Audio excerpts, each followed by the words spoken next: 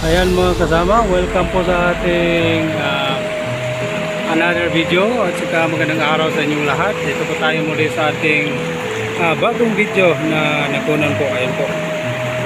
Samahan niyo po ako, lapitan natin yon. Tingnan natin kung ano ang nakitang sign dito, anong makikitang mga sign dito at saka ano ang nilagyan ng treasure. Ayan, doon ang nilagyan. Tapos dito po yung sign. So tara po, tingnan po natin. Samahan niyo po. Ayan mga kasama, ang nakita po natin na sign dito ay ito po. Itong mga butas na to. 1, 2, 3, 4, sa doon, 5. So yung malalaki lang po yung tignan natin ng pansin o pagtuunan natin ng pansin. Kaya po, lapitan po natin.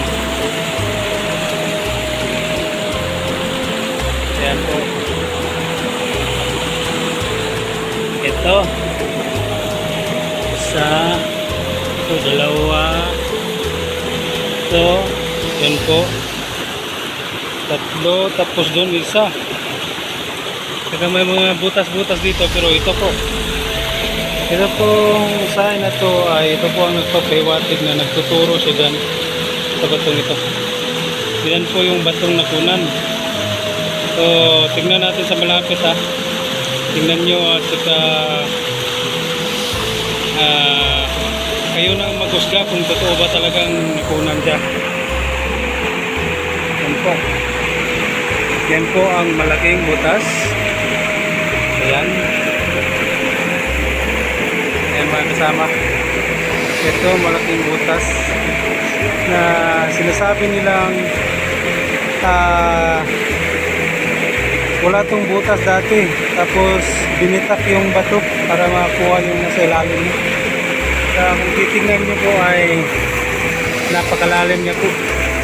Papasok po ako, yan yung paa ko, napakalaki po. So tingnan niyo yan, at saka itong butas na ito, yan, gilid yung butas.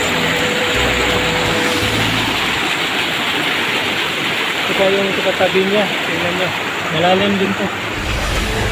Yung siko to, ukat ng siko, napakalalim at saka napakakinis po ng mga butas ito. So, dalawa po yan, dilaw po ito, kayang dam, meron din dito. So tingnan natin to. Yan po, yan, may malaking butas dyan, malalim at saka makinis.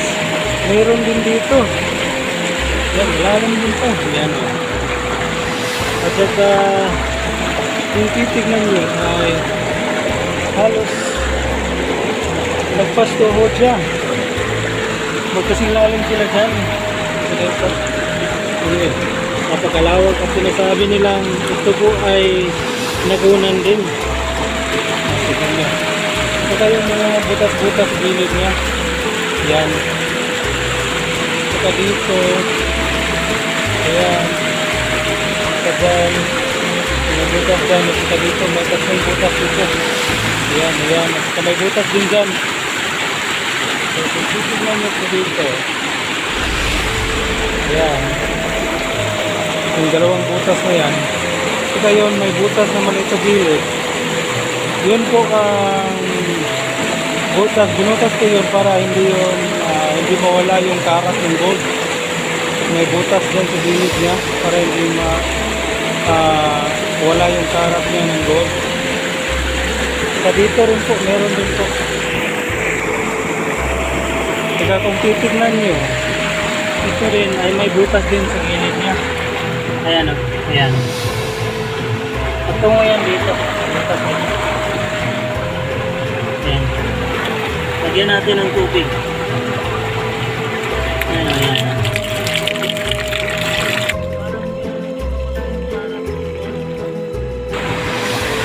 Saka dito, meron din dito. Ayan po, ayan. Ang gilid niya.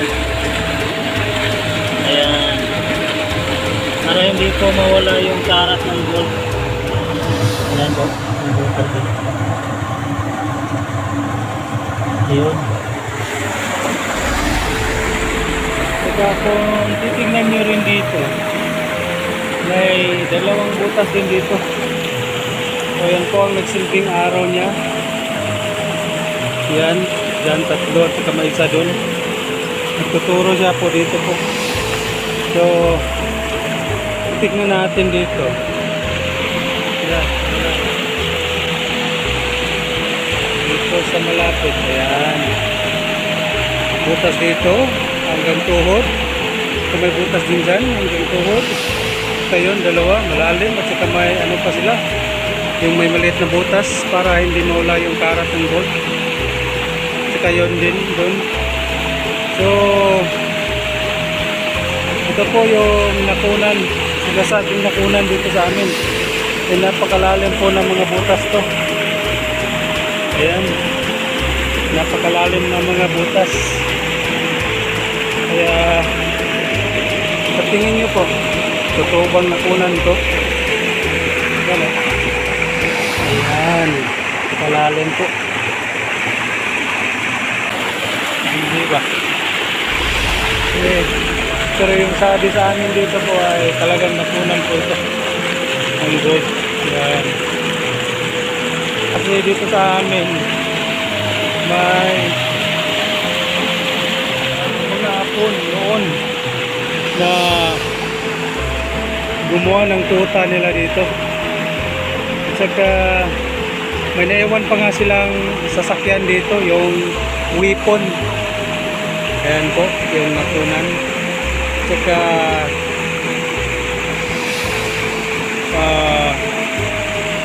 ayan, nakita nyo na po ng malapitan kung gaano talaga ka totoo yung sinasabing nakunan dito sa amin.